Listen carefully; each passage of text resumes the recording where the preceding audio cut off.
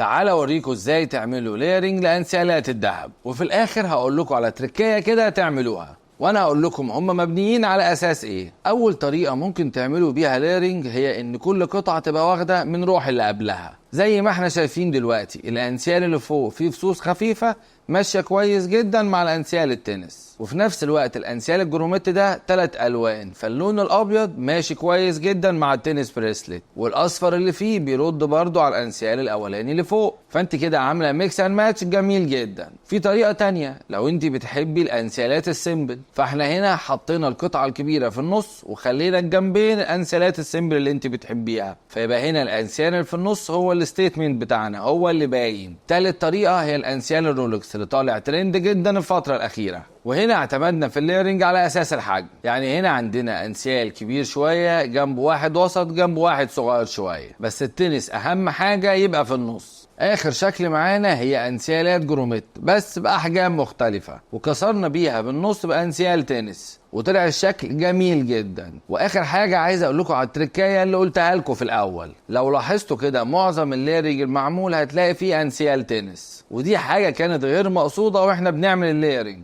فالتركايه هنا ان الانسيال التنس بيمشي على كل حاجه، لانه في الاخر هو قطعه جوكر. قولوا لنا انتوا في الكومنتس انهي ستايل من دول عجبكم اكتر.